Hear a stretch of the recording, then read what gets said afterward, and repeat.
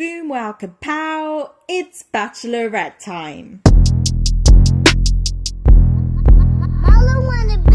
In this week's episode of Weird Ass Facial Expressions, or should I say The Bachelorettes, we were given one group date, one single date with Ryan, and 4 hometown visits. That's right, we're nearing the end of the season already. Let's start off with Wednesday's episode and our old people dress up ballroom themed group date. Each of the guys was paired up with an old lady, bar Alex, who is paired up with Angie on the account that Alex both hasn't had time with Angie yet, or any screen time in general. Him being paired up with Angie doesn't really change anything about either of those issues though. The highlights throughout the date are obviously Tim and his active banter with his partner, Carlin and the fact that his booty looked great in those plaid pants, and Ryan and the chemistry Ryan formed with his partner. It's that chemistry that Ryan was able to form with his partner that earned him the single date, to which Ryan says really blandly in his confessional that he's excited as for. I guess I must have been way too focused on Jamie in recent weeks, because Ryan deadass takes the cake for blandest facial expressions. Before we move on to Ryan's single date,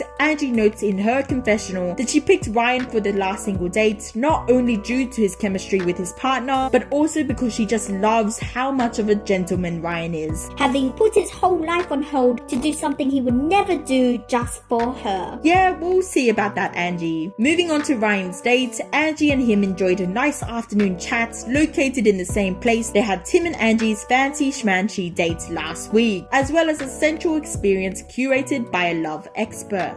During the afternoon chat portion of the date, they played a compatibility game that somehow proved to Angie that the two were extremely compatible, because just like Angie, Ryan also peed in the shower, loves dogs, and hates liars. If these aren't already the most generic answers in the world. If you think about it, all we actually really know about Ryan so far is that he has sweaty hands and that he loves dogs. Imagine the two ending up together and Angie bringing up the prospect of sharing finances one day, and Ryan says I love dog right back to her. Liking dogs again does not constitute a personality. Okay, I might have gotten a bit carried away there, but the important thing to highlight apart from the dogs is that both of them supposedly hate lions. We cut back briefly to the house where Alex gets his first line of the entire series, where he says that Ryan doesn't really fit in with her personality or the boys in general. The other boys mention how they feel as though Ryan basically manipulated Angie into picking him by making her jealous, which I'm personally a little bit iffy on, but we'll get back to the point of manipulation a little bit later on. We cut back to the date and now the two have joined a love expert who runs them through a whole bunch of sensual activities they can do to get to know each other a bit better. The seductive "oh yeah" music starts playing, but if you think about it, the whole thing was probably a bit awkward, with Angie and Ryan not talking to each other at all, one of them not being even able to see the other person, and a whole third person who's not speaking apart from giving instructions, watching them very silently in the background. The whole thing is basically commentated by Ryan in his confessional, who again says in a very monotonely fashion that it was such a good experience, such a great time, while his real-time face is contorting into the most expression we've seen from him this entire series. Obviously, they end the date with a little smoochy before we're pulled right into the cocktail party. Now, this cocktail party was a bit different. Instead of the usual "oi, nobody grab Angie" and then somebody grabs Angie and then it's drama type of thing, instead the boys are redirected to a secret room in the mansion where they, alongside Angie, are all sat around the table and allowed to ask anybody on the table a question anonymously. Anyways, everything's going fine and well. Carlin and Angie have had their noses done. Nothing too major is spilled until Tim pulls out a question card that says, "To all the boys on the table, is this the first season of Bachelorette you've applied for?" It's Tim's first season, Jackson's second season after applying for Georgia Love season, but then Ryan drops an actual plot twist bombshell that nobody saw coming. It's not the first season of Bachelorette that he's applied for. Ali was his first. Obviously, Angie is stunned. We're all a bit stunned, to be honest. She says, "Wow, so I've got Ali's sloppy seconds then." To which Ryan shakes his head at, but we all know inside that Angie's actually actually a bit cut by this, and why wouldn't she? After all, Ryan has gone out of his way on multiple occasions to say that he wouldn't have applied for anybody else, and the only reason he applied for this show was because it was his last chance to meet her. Let's not forget, Ryan hates liars. Despite this, he still got the first rose of the night, which is interesting to me because first off, he's not that intriguing of a person, and he's just been exposed for lying to her, and he doesn't even make that much good drama in the house to begin with, so the fact that he got the first rose was a bit iffy. In the end, it's Matt and, unsurprisingly, Alex that are sent home. This brings us to Thursday's episode. We start off with Angie doing a nice little "I'm so deep in thought" walk down the beach that seems to be contractually obligated of every bachelor, bachelorette before the hometowns. Then we jump straight into Tim's hometown. The two start off with every foodie insta's dream dates and head off to a secluded cafe lunch. They have a brief talk where Tim mentions that his best friend Jackson is the person to maybe be a bit scared about. Jackson is super protective and in his opening confessional says that Unless I approve of a girl, then it's not happening. Literally everybody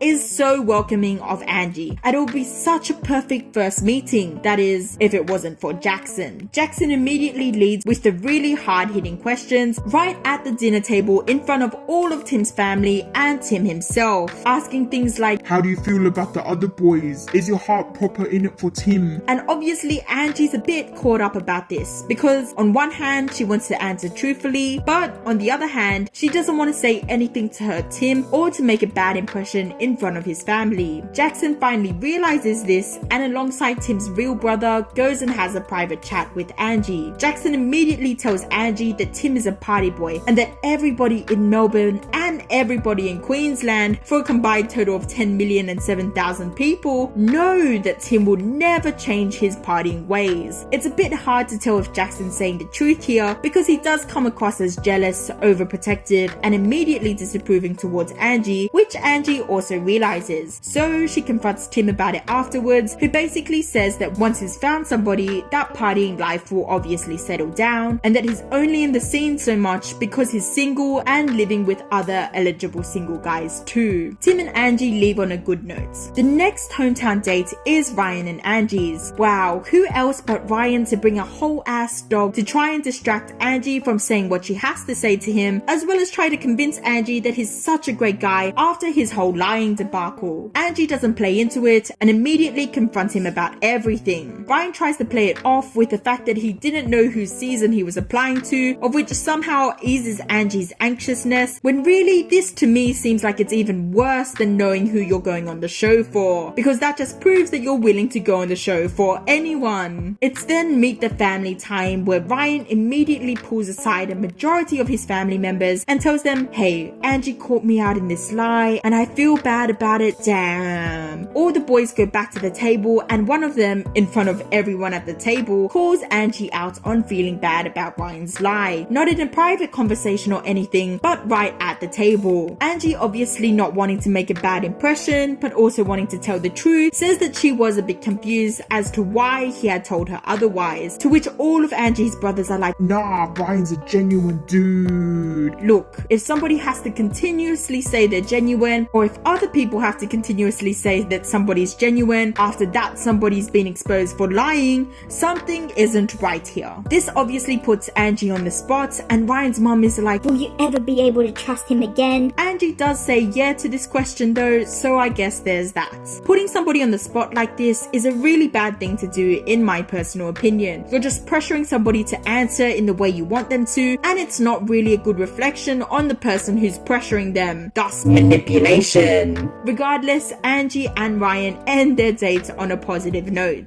We then move on to Jackson's hometown date, which was basically just a very long advertisement for Carlos pies, especially the fact that their morning date was comprised of her eating a vegan pie in his establishment. It's time to meet the family and there's no 20-second stretch in the family time that doesn't feature somebody talking about the family business or where Jackson's dad isn't putting Angie down for working on Gogglebox. The date could have been salvaged had Jackson been able to express his feelings for Angie or give Angie some type of security or vulnerability, but instead he's like, look, I don't know. For 5 minutes straight. She gave him a lot of chances to open up or to say anything remotely useful, but he doesn't take any of those chances. Finally, it's our last hometown date. Carlin. This date was a bit weird from the beginning because who goes on a workout for their hometown dates? The hometown is meant to be a date that shows something unique or interesting about the city you live in that would make the Bachelorette consider moving to your location. Would she pick you? Not, hey, let's show off our muscle times. It's especially weird given that working out is something Angie has shown little interest towards doing. So the date is basically all for Carlin. Then it's family time. Carlin's brother and his wife. The date starts off fine, and even though Carlin's brother says something about being protective over Carlin, I didn't really get that vibe from him, which makes what's to come much worse. Carlin's brother takes Angie aside for a little chit chat. Carlin's brother says that Carlin's a genuine guy, and then boom, Angie expresses her past fears for Carlin being on the show for his acting career. Unfortunately for her, these worries aren't shot down by his brother. In fact, they pretty much come right back up. His brother says that acting is one of Carlin's biggest passions, and when Angie is like, huh? His brother tries to backtrack and say that it's both acting and training that are his passions. Angie then asks whether Carlin's been using her to boost his acting career, to which his brother stutters for a bit but finally answers, maybe, yeah, I guess so. Which is the worst possible way to answer that question. Obviously, this sends Angie's mind into overdrive and she confronts Carlin before she leaves. Carlin swears up and down that acting isn't the most important thing to him, but Angie just can't believe what he's saying at this point when she's so convinced. There's no way that anything he's saying will change her mind. They leave off on a pretty not good note, but ultimately it's Jackson who gets sent home. Wow. This week has been absolutely jam-packed and it's only going to get bigger and better for the finale. To sum up this episode, do I think Ryan is being ingenuine? Possibly, but he could just be a bit of a plain guy who doesn't know how to convey himself. Do I think Carlin's an ingenuine guy? Possibly, but he could be telling the truth. Has my mind changed on who I think will win? Not really. Now that Kieran's gone, there's really no middle ground person anywhere on the show, and each of the remaining contestants all have their own major flaws in terms of their compatibility with Angie. Angie may not see herself settling down with Tim, Ryan's way too bland, and she can't be sure where the truth lies with Carlin. At this point in time, I still feel as though Carlin really does have the best shot at winning still, just due to the fact that he's the middle ground between Tim and Ryan. But I can't really set myself as 100% on anyone in the show. We'll just have to wait and see what the results are in the finale. Speaking of, the finale for Bachelorette and Love Island are both next week. So expect both a Bachelorette finale recap and a half-season recap part 2 for Love Island. Please make sure to subscribe, leave a comment and or like this video. If you liked it, that is. And thank you so much for watching. I'll see y'all in the next one. Adios amigos!